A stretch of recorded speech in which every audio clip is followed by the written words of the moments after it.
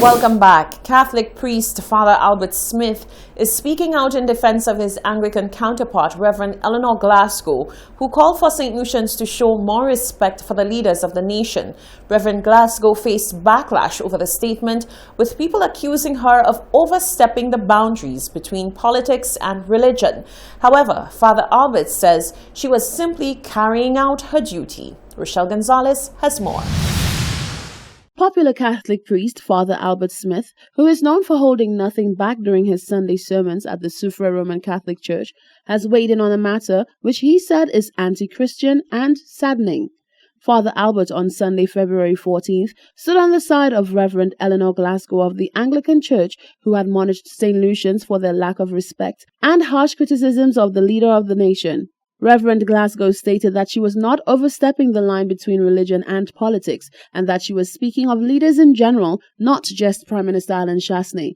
Her words were met with fierce backlash. However, Father Albert said the reaction to the Reverend's words painted a bleak picture of the people of the nation. The Anglican priest addressed an issue we have in St. Lucia, and what some of you did not say about her was what you did not remember.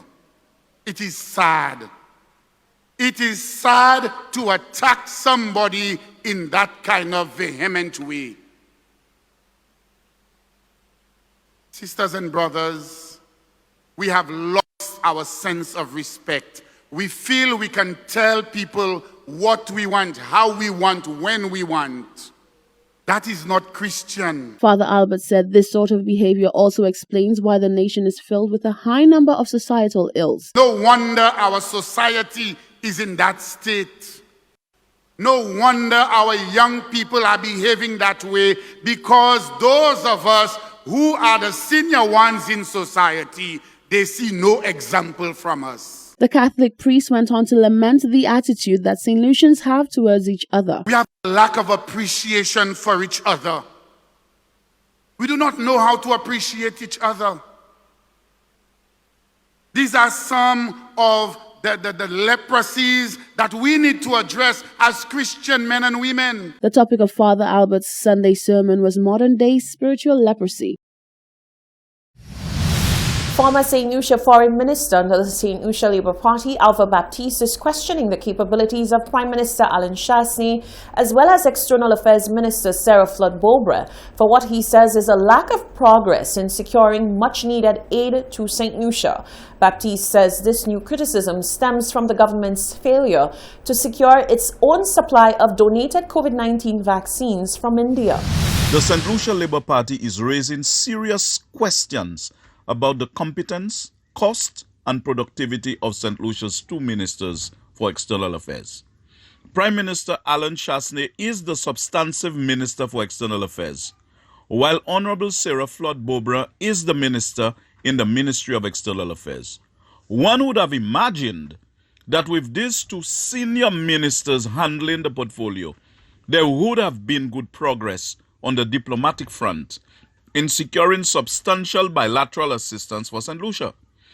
Unfortunately, however, it seems that External Affairs Ministers Alan Chastanet and Sarah Flood-Bobra are more adept at senseless posturing and policy blundering in the international arena. According to Baptiste, the pair has left behind a wake of mistakes that the rest of the country will have to pay for.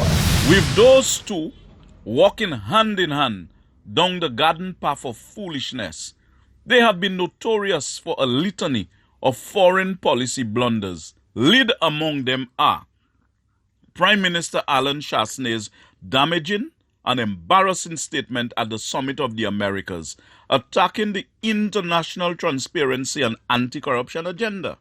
2. Prime Minister Alan Chastanet's insult and disrespect to the Republic of China and Taiwan by abandoning the $25 million donation of a meat processing facility to St. Lucian livestock producers. 3. Prime Minister Alan Chastanet's foreign policy folly and ingratitude in abandoning our longtime hemispheric partner Venezuela and joining the Lima Group without the prior knowledge and approval of cabinet, just to selfishly shake hands with then U.S. President Donald Trump. That was former External Affairs Minister Alva Baptiste. St. Lucia and Martinique have joined forces to combat COVID-19. Fennell Neptune tells us more in this report.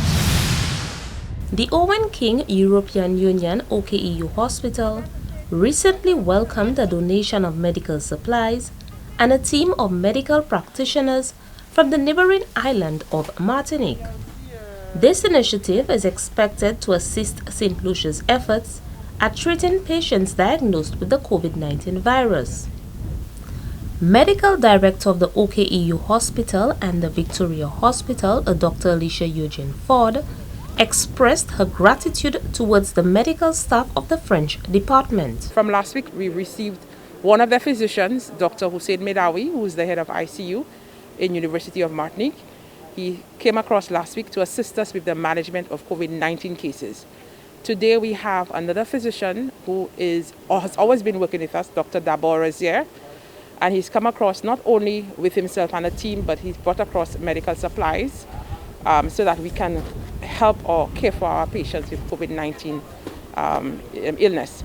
A member of the medical team from Martinique, Dr. Dabor Razier, displayed his sense of obligation to St. Lucia in its time of need. The University Hospital of Martinique is pleased to be able to assist the people of St. Lucia, especially in the time of need. It is a continuing medical education which has been ongoing for the past for decades, we can say. So I look forward during my week here to maintaining continuing education, medical education, training to professionals of St. Lucia, and we welcome them to come to our University Hospital. Over the coming weeks, medical practitioners from the Owen King EU Hospital and the Victoria Hospital will receive additional training on the management of COVID-19 from the Martinique medical team. Reporting from the Communications Unit of the Ministry of Health and Wellness, I am Fennell Neptune. The Governor of the Eastern Caribbean Central Bank, ECCB, Timothy Antoine, has confirmed that the sale of Royal Bank of Canada RBC operations in several territories in the Eastern Caribbean has been approved. The RBC assets will be sold to a consortium of indigenous banks within the Eastern Caribbean Currency Union (ECCU) jurisdiction. First National Bank in St. Lucia, Antigua Commercial Bank, National Bank of Dominica, Bank of Montserrat, and Bank of Nevis. The sale includes operations in Antigua and Barbuda, the Commonwealth of Dominica, Grenada, Montserrat, St. Lucia, St. Kitts and Nevis, and St. Vincent and the Grenadines. The governor said that whereas an official announcement would be forthcoming in short order, he was in a position to confirm that the process is progressing smoothly.